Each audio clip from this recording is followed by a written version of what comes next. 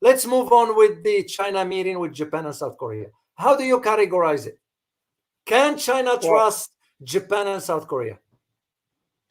It's not about matter of trust, David. China never put all its eggs in one basket. China always tries a multi-pronged approach. So at this particular juncture, United States is trying to form a trilateral military alliance with with US, Japan, and South Korea to contain China. So what China is trying to do is to counter the US diplomatic efforts. And this is by inviting South Korea and Japan to a meeting. This is China to reassure its neighbors, but also to remind them that for the region to prosper, peace and stability is a key, and not military confrontation, not what United States is trying to do. And both South Korea and Japan still heavily depend on the Chinese market.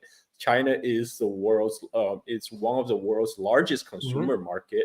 Both Japanese and Korean companies, they are heavily invested inside China, and they also sell to China. So it's time to remind leaders from both nations that it's better to continue this mutually beneficial trading relationship rather than making some saber rattling noises with United States. And also, if a conflict is going to break out, it's not. It's going to break out first in East Asia, and that's going to impact not just China but all its neighboring countries, including South Korea and Japan. So it's actually in the interest of all three countries that peace is preserved. And this is it's when conducting diplomacy, you have to state firm your position, and then you try to persuade others to see light from your perspective. And I think what China has on its side is this large market, its pursuit of trade relationship, no matter what. And these are very persuasive argument for many countries in the world. And so South Korea and Japan, they have to balance their traditional military relationship with United States and a trade relationship with China.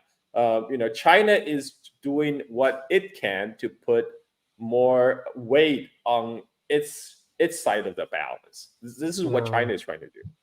Well, this is almost it's reflective of what the premier Lai Cheng said in the meeting when he said, and I quote, "We are here, the meeting, both as a restart and a new beginning."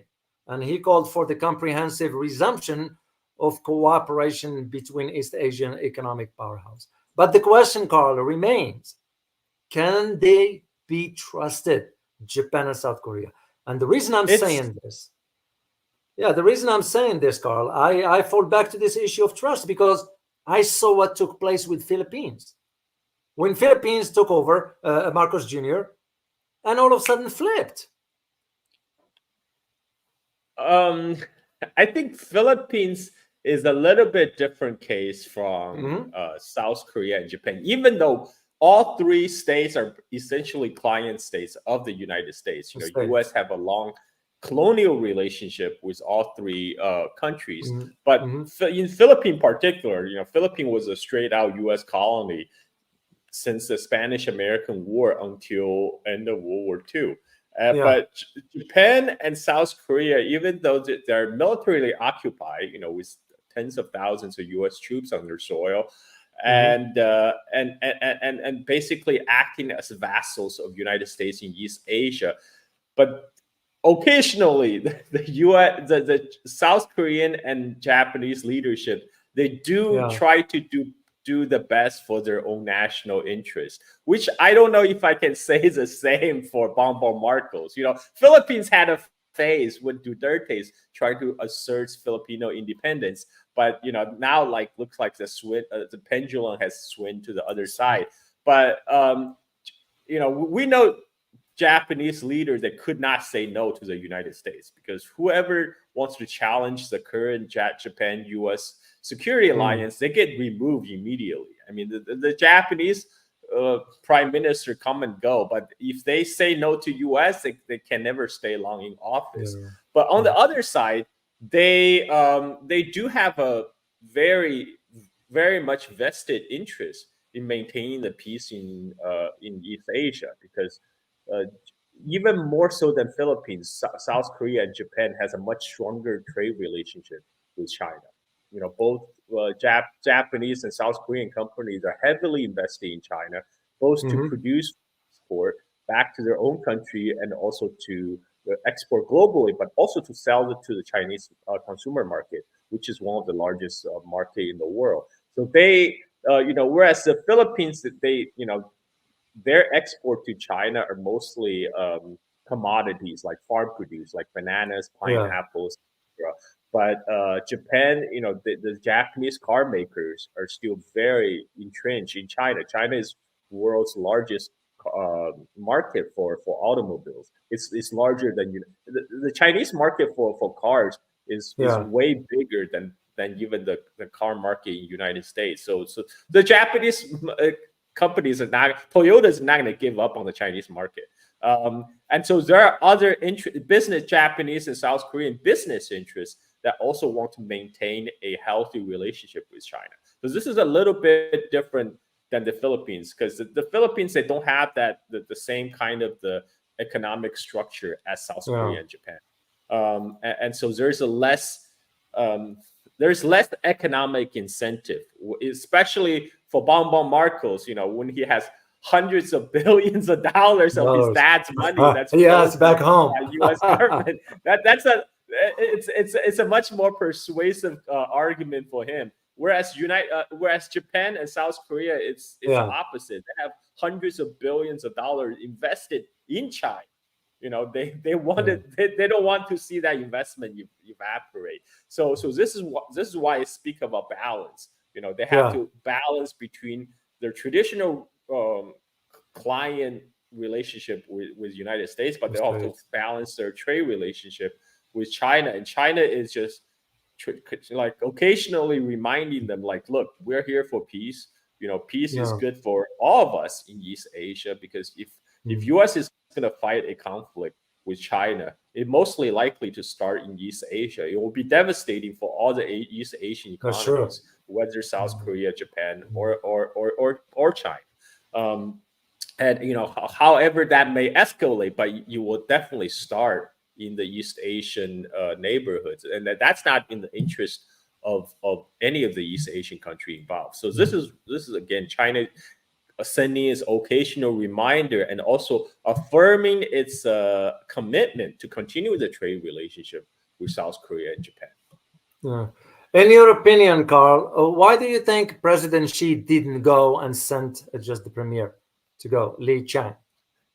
In your opinion, well, is there any reason for that? Maybe. I mean, this is hard to. This is kind of because I can't. I don't have a direct neural link to Xi Jinping, so I don't really know how the decision-making process is hammered out in Beijing. But maybe this is it doesn't need. Maybe Xi Jinping feels he doesn't. It's not, because also currently there is tensions between South Korea, Japan, and China because of their military alliance with the United States. So this is, maybe Xi Jinping is reserving himself for more close allies like Putin, or the other leaders that in the global South that China is wooing. I wanted to ask you about, since you are a history buff guy, you know more about history here. The Japan and China. I'm going to go back here and base again on one of the comments by one of my followers here, Food Paradise 5792. He said, and I quote, "Modern day katana, which is the Japanese sword, was actually an imitation of a weapon called the Tang knife or Tang blade, and add curves to it in Chinese. Now the sword is double-edged, single-edged sword, actually called big knife. But of course, Japanese perfected the sword making metallurgy. Japanese steel is one of the best in the world today. So, is there a truth to this fact, historically speaking? So just like China and the Arab world has a long-standing historical relationship, China and Japan relationship dates even longer. And during Wow. Tang Dynasty, that's when Japan initiated an extensive cultural borrowing from China. So this is where Japan got Buddhism. It got its writing. Because before they imported the Chinese characters, Chinese Mm. writing system wholesale, and they imported technologies like architecture. The ancient Japanese capital in Kyoto, it was actually a miniature version of the ancient Chinese capital of Chang'an, the Tang Dynasty capital. And if you go to Kyoto, a lot of temples they still have like statues that were built in the Tang Dynasty style. And the one technology they received is what they're talking about, the Tang sword. But the Tang sword is a straight edge weapon. So Japanese did what they do best, which is they take technology from another culture and they improvise it and then made it better. And they made the blade into a carved edge weapon. That's the origin of katana. So there's a little bit truth. Yes, they originally received the metallurgy from China. But they improved it, and that's how katana came about. I mean, Japan Wow. before its turn toward West, it had extensive cultural borrowing from China. I mean, the Chinese, the Japanese writing system, Yeah. they borrow Confucianism. They did not receive Buddhism directly from India. They received Buddhism from China, from the Tang Dynasty. So Japan kind of looked toward China as a source of their culture and civilization until the modern times, until the Meiji Restoration. You know, one of the slogan in the Meiji Restoration in the 1860s was actually leaving Asia and join Europe, because they saw after industrial revolution, Europe is Brother. leapfrogging ahead. So they wanted to adopt a wholesale westernization program in Japan. And but still, even with the wholesale westernization program in the modern time, Japan still retained a lot of the Chinese cultural elements that they had borrowed in the time past. You know, you can see that in their architecture, in their writing, a lot, etc., etc. That's so funny. When I read I did history courses, of course, back then, and one of the things we were talking about the samurai, just brief history. It was never mention of something like this because it was always presented to us as the idea that the sword, the samurai, whatever, was a Japanese creation. You know, I never knew, Carl, the link between the sword in Japan that traces its root back to China. We were never Well, this exposed to is this. this is why China continues its engagement with South Korea and Japan. Yeah. It's because Japan, what they do best is they can all, whenever they see which way the wind is blowing, they always side with the strongest. When China was strong, Japan, did a lot of cultural borrowing from China. When the Wow. West became ascendant, Japan suddenly, start to emulate the West. So that the wind might shift again. I mean, I think the wind is shifting already. And currently, United States is still the global hegemon. So Japan sides with U.S. But when when the U.S. status, a global hegemon, gets challenged, when it gets dislodged from its top number one spot, I can see Japan revert back to its traditional role, Wow. and to continue its relationship with China. So China is playing the long game, right? I mean, like a lot of For sure. Americans are not even aware of all these historical relationship in East Asia, right? So, they can't even find this country on a map anyway. But China and is a very deeply historically conscious country. They remember their past, and they understand how this game is played.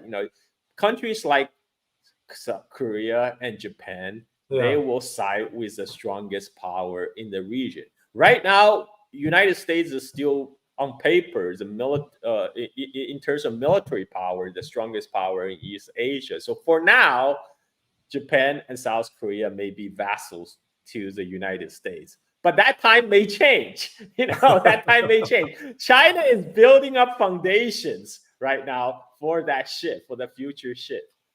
Very interesting. And given our short history, 200 plus years ain't enough in comparison to those old civilizations. So it will be interesting to see how this develop and what will the U.S. do.